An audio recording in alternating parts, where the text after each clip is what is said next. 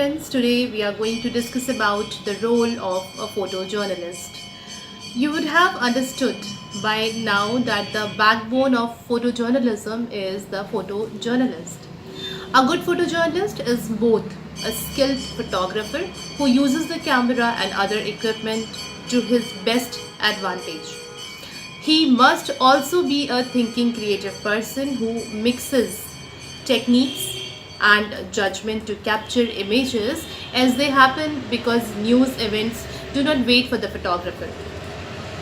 Some photojournalists attempt to make their photographs more interesting by manipulating the image, for example, by making people pose for the photograph. This is wrong, as the main task of a photojournalist is to give the viewer an image that is truthful and speaks for itself. Manipulating an image is like making up a news story. It would no longer be journalism but storytelling. Events wait for no one. We all know this thing, especially for photojournalists. A photojournalist must be prepared to act fast and have his camera always at hand. The interesting pictures are most often a result of the alertness of the photojournalist who is at the right place at the right time. If a photojournalist is casual about his job, he is likely to miss many important chances. It is also not just being present at an important location, but it is also about being positioned at the best place with the camera ready. There are some events about which a photojournalist has advanced information so he can be there well before the action begins. For example, a public function like a sports event or a political meeting is usually announced well in advance.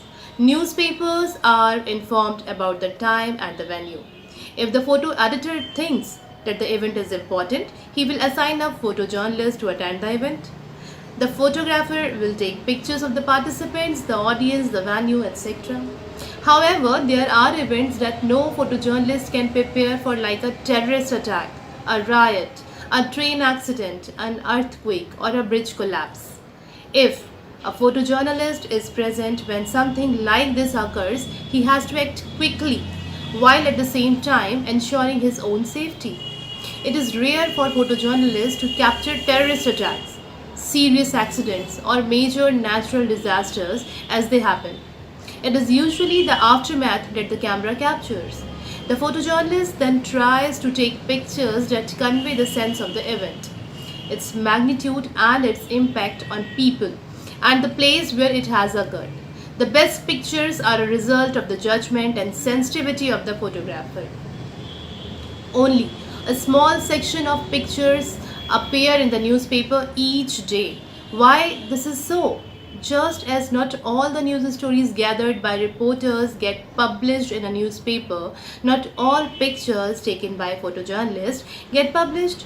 A photo editor will look at all the pictures that have been submitted by various photojournalists on any given day and make a choice about what will appear and what will not.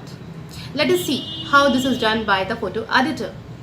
One consideration will be the major news events of the day. A photographer that enhances the lead story is almost certain to be published. For example, if the most important news of the day is that fuel prices are going to go up, a photograph of long lines of auto rickshaws, of trucks at a petrol station is quite likely to get published. And the consideration is the photograph itself. If a photograph is hard hitting or tells a story, then it has a better chance of being published. For example, a picture of a flood with only the roofs of houses above water has a greater impact than many hundred words describing the same flood. What will interest the reader is also a consideration while choosing pictures for the newspaper. So, photographs of local events like an inter-school sports competition or the inauguration of a new school building often get published. When a photojournalist is doing a photo feature, there is need for a different approach and different kind of preparedness. If the photos are of people, then the photojournalist must have patience and win the trust of the people to be photographed. Most people are self-conscious when they have a camera pointed at them or feel shy when facing one and do not behave as they normally would. The photographer should work in a way that the people who are being photographed do not feel his presence. This is most easily done if the photojournalist spends time with the people being photographed, talks to them about what they are doing, and explain the purpose of the photograph. So, when the photographs are being taken, they are no longer curious or worried about the photographer's interest in them and can ignore the camera and behave naturally when the camera is pointed at them. There are some ethics also for every photojournalist who are in the field. We will discuss this topic in our next video. Till then,